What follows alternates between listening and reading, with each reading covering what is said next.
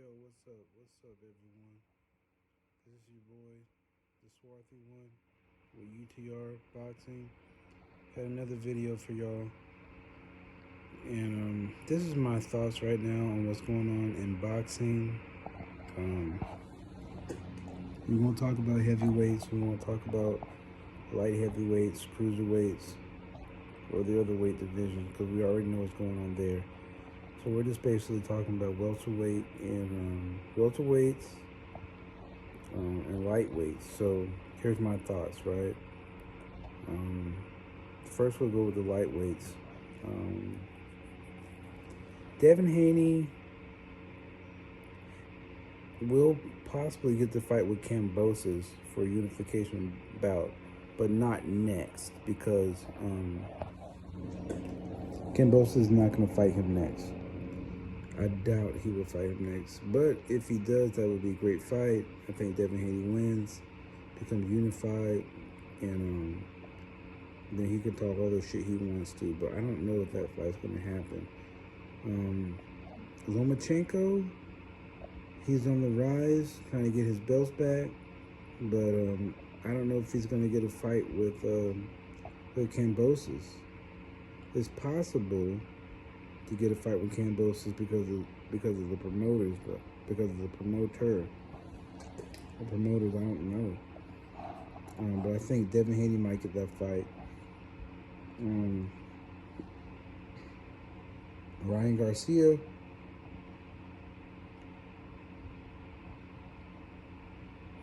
Ryan Garcia will probably take a tune-up fight, maybe get back in next year. He's talking about fighting 2 or 3 times, so we don't know about Ryan Garcia. We still got Josh Taylor in the question because he is at 140 undisputed. So he's probably not going to fight Terrence Crawford.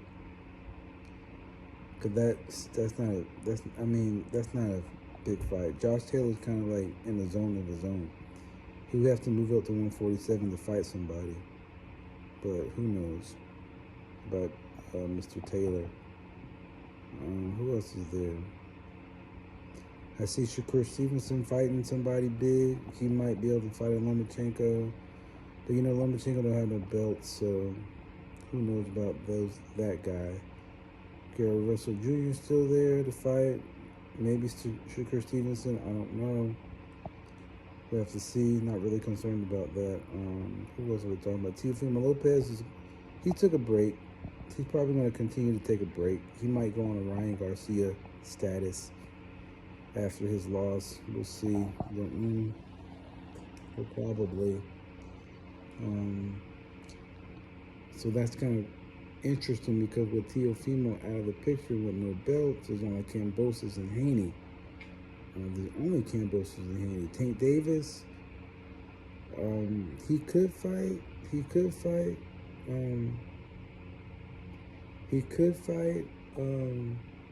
Kambosos, but I don't think that's a fight that's probably going to happen. I think Tank's looking in a different direction. That's what I think. And I think because of that, Devin Haney probably may get that fight with Kambosos. I think Tank's going to do something interesting and move up to 140. This is my thinking.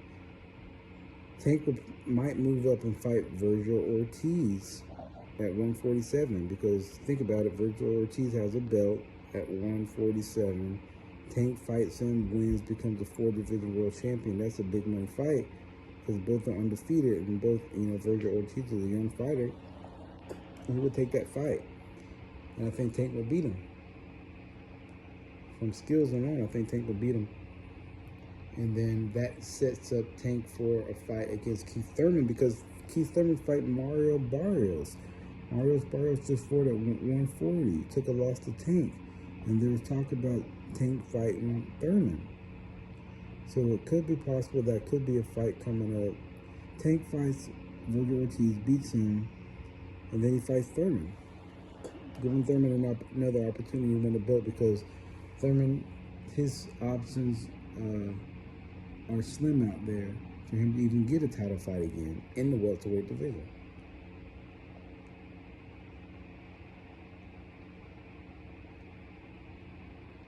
Because you got the $2 Crawford and Spence and Ugas.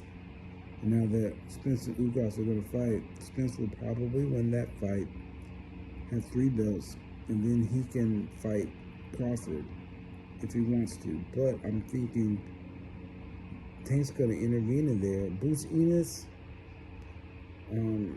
he's going to have to wait. Boots is going to have to wait because he's not like superstar power and not a lot of pulling power. So Enos is going to have to wait. Enos is going to have to wait because he's so explosive. Who's going to want to fight him, especially if he doesn't have a belt? So I don't know about Boots. Boots is kind of like, what is he going to do?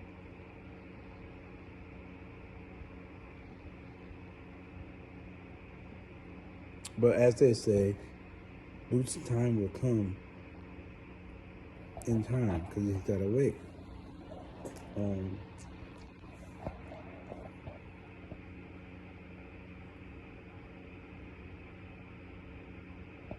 We don't want to talk about the Charlos because nobody really, I mean, the Charlos are good, but they're just in kind of like a weight division that nobody's going to fight. Nobody's going to fight each other, you know what I mean? Nobody's going to fight each other. So I don't know what's going on with that. But look, Tank's probably going to fight Virgil Ortiz and then fight Thurman. And then maybe there could be a crazy fight between the winner of Spence and Crawford because those two are going to fight. After Spence beats Ugas, he's going to want to fight Crawford. And they're going to make that fight happen because that's a fight that needs to happen. And everybody knows it. So the winner of that fight could fight Tank. I mean, that's possible because Tank can fight at 147. Even though he's a smaller guy, he still has power and boxing skills.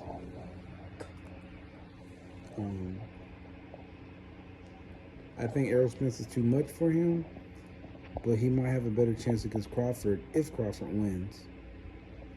But even if Crawford doesn't win, that could be a fight.